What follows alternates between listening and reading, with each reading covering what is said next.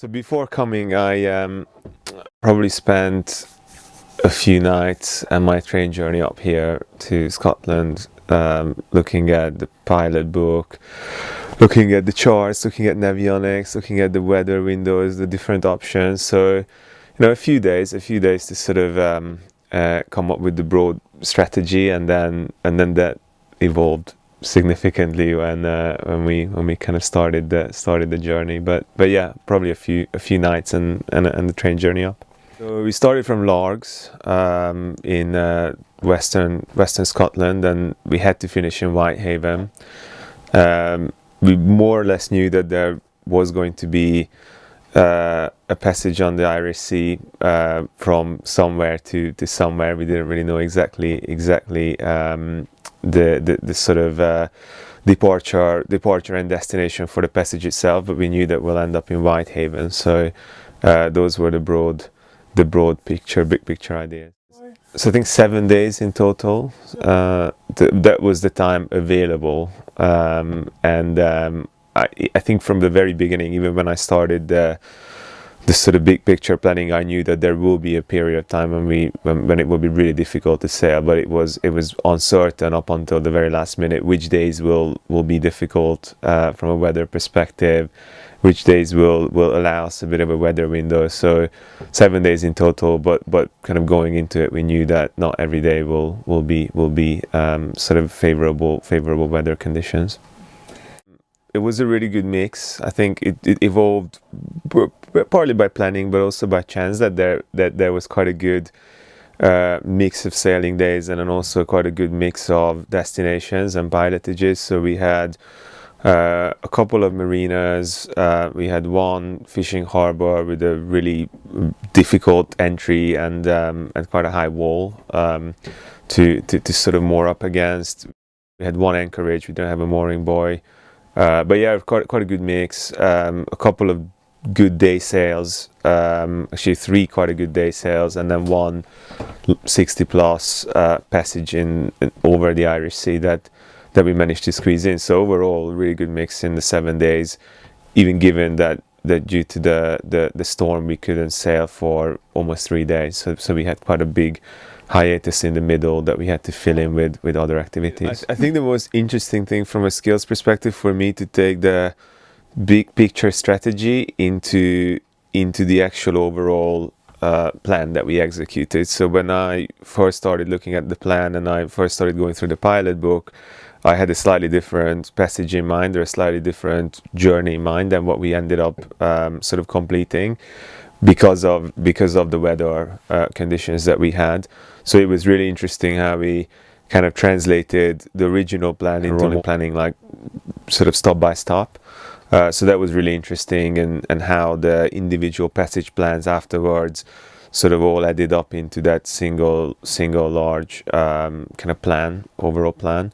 So that was really interesting, and definitely Chris showed me quite a few like really good techniques to sort of manage that and kind of build that strategy up for the whole journey or the whole plan, which is quite good. There was quite a lot of pilotage, and we had some really tricky pilotages. We had one anchorage that had a very specific bearing and some shallow waters. We had a very narrow port entry into Port Patrick, which we navigated in, and then also on the way out we did it at dark, and we had to do it with a quite difficult leading light, using that as a back bearing. So we had some really tricky conditions to navigate, and it was really interesting to sort of test some of those kind of key skills in those more difficult conditions. So definitely a really good mix of skills and activities all together. Yeah. I mean, definitely boat maneuvers. There were some interesting boat maneuvers. We did quite a lot of springing off pontoons. We did some not so orthodox or like not so standard springing off. So yeah, boat maneuvers, definitely some interesting ones. Chris let me do one boat maneuver, one trickier boat maneuver coming out. He let me be on the helm, which was quite nice, to take this big boat out of a tight berth. So that was really interesting and good to do. In terms of sail plans, I think we were reasonably conservative with our sail plans, just given that it was very unpredictable weather. So we had a reef in for most of the time, and a slightly smaller head sail for the whole time, but that worked out quite well. It was interesting to sort of play around with kind of shaking out and putting the reefs back in. And in terms of the sort of crew management, it was quite good. I think that everybody was keen to do it. Everybody had some sailing experience, so you know, obviously some more than others, but it was really good. It was really good to kind of manage a crew and work together as a team. So yeah, altogether very positive experience. I mean, I really like not having a plotter up on deck. I think that's quite a good way to make sure that it all is together in your head. I have the tendency of losing my passage plans or the pieces of paper that I have my notes on, so I had to exercise some sort of self-discipline not to lose them. But no, it was I think definitely really helpful to do the prep and put the detailed planning into place before we actually started the passage and the pilotage.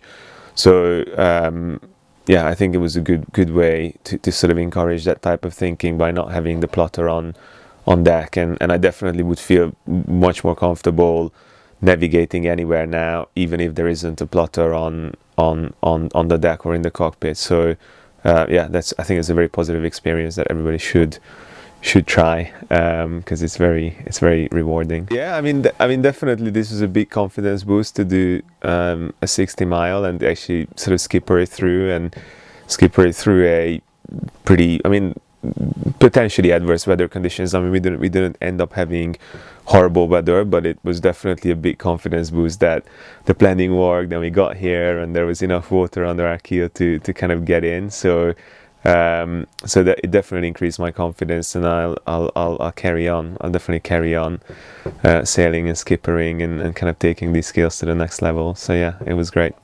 Yeah, I mean, it can be tricky at times. I definitely try to do things that sort of break up the day. So go for a run in the morning.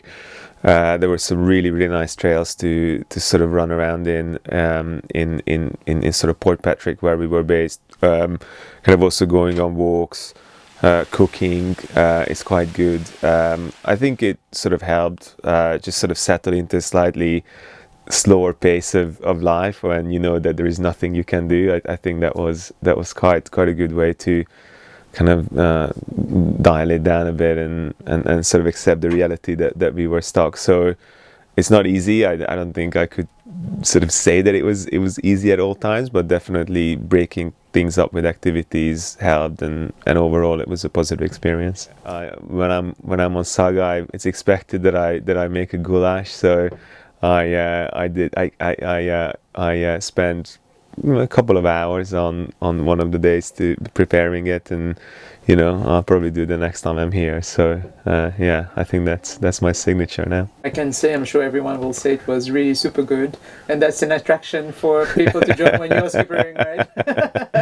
Yeah, well, if you say so. Yeah. So thank you very much, Greg. We were very happy to have you on board. Thanks, Natalie. It's always a pleasure, and thanks for having me. We wish you good luck. Cheers. Thank you. Cheers.